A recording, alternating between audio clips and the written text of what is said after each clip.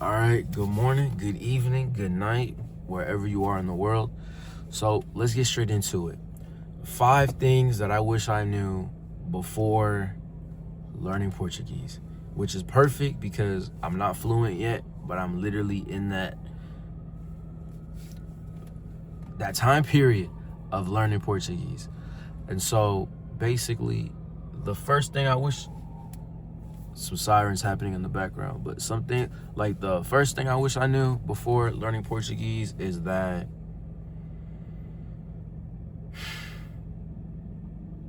it is not easier than Spanish. Because what attracted me to learning Portuguese is I was like, oh, it's easier than Spanish. It's not easier than Spanish.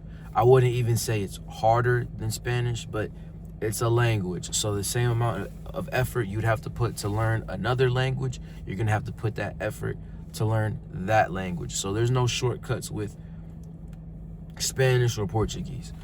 But I would even say Portuguese may be a lot more difficult because there's different nasal sounds that, let's say, a lot of English speakers are not used to. I don't have that problem being Haitian American, so a lot of the nasal sounds, I was already used to it. But let's get into the second thing that I wish I knew before learning Portuguese is like the Portuguese you would learn in a textbook. It's very different from how it's spoken in everyday life.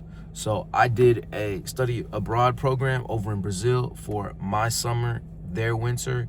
And yeah, they shorten their words. You might read something that says "você está," but you'll hear it in the streets. "Você está." You might read something and say "eu estou." They're gonna shorten it to "tô." And so that's definitely a learning curve that you definitely experience when you study and then you start trying to speak and interact with Portuguese speakers, especially in Brazil for that matter. Let's get into the third thing that I wish I knew before learning Portuguese. I had no idea I was going to fall in love with the language, fall in love with the culture. There's really no in between when it comes to learning Portuguese, in my experience. Like, you're either gonna, it's the sun, man, the lighting's doing its thing, but just bear with me. Like, you're either going to hate the language or love it. Like, there's no ifs, ands, or buts about it. And the more I've been learning Portuguese, it's definitely been an emotional roller coaster, but I've really just been enjoying the ride along the way. Fourth thing I wish I knew before learning Portuguese is, so let's say, like, when I look on Google Gemini AI, right, using, how long is it going to take me to reach fluency? It'll say things like 600 hours for an English speaker and maybe less for a Spanish speaker, or whatever the case may be. But I'm starting to realize that fluency is not something you reach and then it's over. Like, the learning never stops. Even with me being an English speaker, I'm still learning new words to this day. Even with being a Haitian Creole speaker, there's still words that I don't know to this day. And so it just seems like fluency is not something, I'm fluent, now I stopped learning the language, like in terms of advanced vocabulary or even slang or even regional,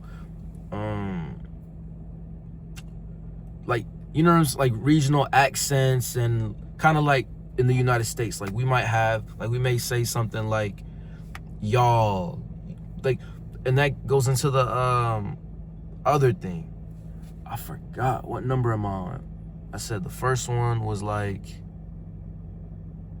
man, I'll just keep going. I'll say what I had in mind, and I'll say something afterwards. If the one afterwards is 5, so be it. If it's more than 5, consider it a bonus. But that leads into my other thing that I wish I knew before learning Portuguese, is how Brazil is, especially Brazilian Portuguese. Brazil is a very big country. And so it's actually about the size of the United States. Maybe bigger, maybe smaller. It's very debatable. It just depends if you want to add the state of Alaska in terms of the size of the United States, but that's a different conversation. So with Brazil being so big, there's different regions, and different regions have accents. So like, let's say in Rio de Janeiro or Rio de Janeiro, right? They have the Carioca accent, where like the S at the end of the words, instead of it having a S sounds, it has a sh sounds. And then I was just learning about how like there's people in the South where instead of você, they might use tu in referring to you.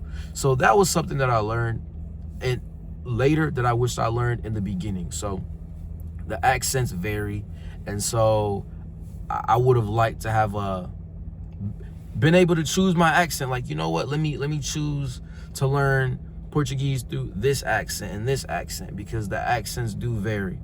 And so right now, the accent that I'm learning Portuguese in right now is pretty much the Paulista accent. So let's get into the last thing that I wish I knew before learning Portuguese. Is I want this one to be a good one. I really wish that I started like just learning movies like early on, like watching movies early on. Because so before my study abroad program going into Brazil, I pretty much was learning using Duolingo. I had my phone in Portuguese, and it just wasn't enough. But at the same time, it's not the end of the world, because it's like I'm learning this stuff now. But in the beginning, I was literally focusing on learning nouns and learning verb conjugations.